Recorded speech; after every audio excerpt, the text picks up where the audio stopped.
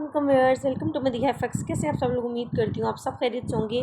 अच्छा मेंबर्स, हम करने जा रहे हैं गोल्ड का वीकली फोरकास्ट कि गोल्ड के अपकमिंग वीक के अंदर हम किस तरह से गोल्ड को किन एरियाज़ पर एक्सपेक्ट कर सकते हैं। सबसे पहले तो ये समझ लें कि गोल्ड इस टाइम पे जिस एरिया पर है वहाँ से मार्केट का क्या एटीट्यूड हो सकता है। सबसे पहले आपने ये ट्रेंड लाइन देखी होगी जो मैंने ड्रॉ ऑलरेडी करके रखी हुई है।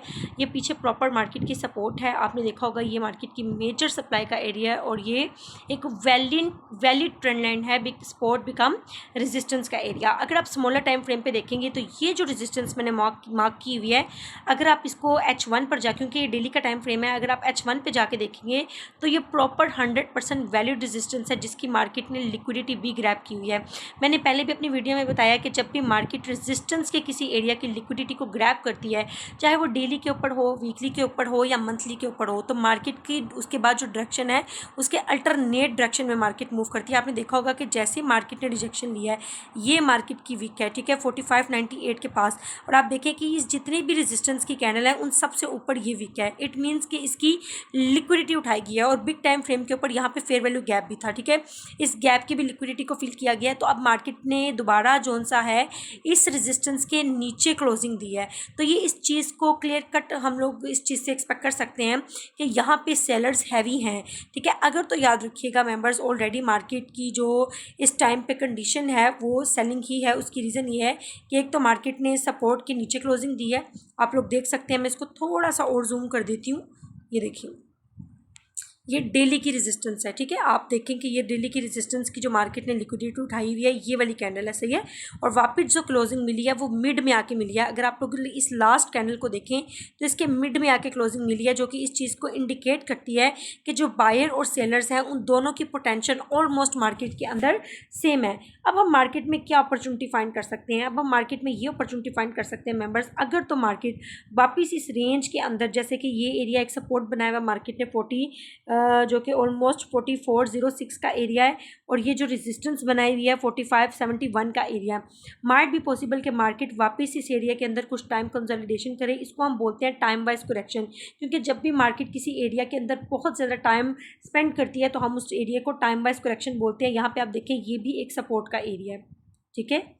ये मैं नियरेस्ट एरिया ड्रॉ कर देती हूँ। उसकी रीज़न ये है कि जब आप स्मॉलर टाइम फ्रेम पे इनको कन्वर्ट करेंगे तो आप कंफ्यूज नहीं होंगे। आई सेड अगेन कि ये डेली का टाइम फ्रेम है। अच्छा मेंबर्स, अगर तो याद रखिएगा यहाँ पे जो मार्केट खड़ी हुई है ये भी एक रेजिस्टेंस है। अगर आप पीछे से देखें तो ये प्रॉपर एक SNR एरिया निकल के आएगा जो कि बनता है 4542 का एरिया। अगर मार्केट वापस इस जोन के अंदर आती है तो मार्केट का जो पहला टारगेट होगा वो ये सपोर्ट होगी 4494, और दूसरी जो सपोर्ट होगी 4455 का एरिया होगा। और अगर मार्केट ये सपोर्ट भी ब्रेक करती है, 47 की सपोर्ट भी ब्रेक करती है, तो इंशाल्लाह मार्केट का टारगेट 4393 का एरिया होगा। ये बहुत बड़े एरिया हैं, क्योंकि डेली का टाइम फ्रेम है तो आपको ये एरियाज शायद बहुत छोटे लग रहे हों, लेकिन ये बहुत बड़े एरियाज़ हैं। अब हम बात करते हैं थोड़ी सी बिगर पिक्चर की, कि बिग टाइम फ्रेम पर प्रॉपर पिक्चर क्या है। देखिए ना, इस तरह से आपको क्लीन एक पिक्चर नजर आएगी मार्केट की। अगर आप लोग देखें तो ये वो रेजिस्टेंस है जिसके बारे में मैंने अभी आपको बताया, और ये जो सपोर्ट है स्मॉलर टाइम फ्रेम की, ये वो है। अगर मार्केट इस स्मॉलर टाइम फ्रेम की जो सपोर्ट है इसको ब्रेक करती है तो नीचे ये मेजर सपोर्ट पड़ी हुई है 4370 के ऊपर, तो पॉसिबिलिटी है मार्केट वापस इस मेजर सपोर्ट को रिस्पेक्ट दे। और अगर ये भी मेजर सपोर्ट ब्रेक होती है 4360 का एरिया, तो उसके बाद इंशाल्लाह मार्केट का ये जो एरिया है डिमांड प्लस लिक्विडिटी का, मार्केट इसमें टैप होगी।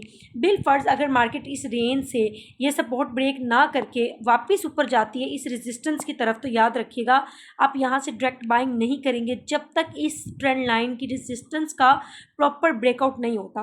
अगर मार्केट इस ट्रेंड लाइन की रेजिस्टेंस का ब्रेकआउट किसी मोमेंटम H1 की कैंडल के साथ, मैं अगेन बता रही हूँ क्योंकि ये बड़ा टाइम फ्रेम है तो हम ब्रेकआउट भी बढ़िया टाइम फ्रेम का देखेंगे। अगर आप लोग को ब्रेकआउट और फेकआउट का नहीं पता तो बहुत ज़रूरी है पहले उसका पता हो, तो आप सब लोग जाके पहले मेरी ब्रेकआउट और फेकआउट वाली वीडियो को देखें जो कि यूट्यूब पे अपलोड है।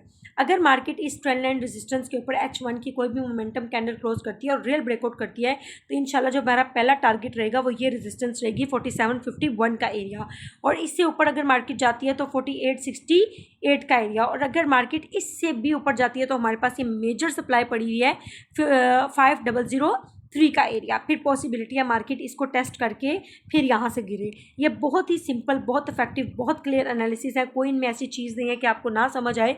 मैं इन एरियाज़ को भी ड्रा कर देती हूँ। ये पहला टारगेट रहने वाला है हमारा इंशाल्लाह, और उसके बाद ये हमारा दूसरा टारगेट रहने वाला है। आप स्मॉलर टाइम फ्रेम पर जाके मेरे इन एरियाज़ को अपने चार्ट्स के ऊपर ड्रा करें। इतनी हाई एक्यूरेसी के साथ इंशाल्लाह ये वर्क करेंगे कि आपको मज़ा आएगा काम करने का, कि वाकई ही आपको कोई रियल में नॉलेज प्रोवाइड कर रहा है। उसके अलावा अगर आप लोग मुझसे पर्सनली कॉन्टैक्ट करना चाहते हैं, मैं डेली बेस पे अपने चैनल पे अपडेट दे रही होती हूँ।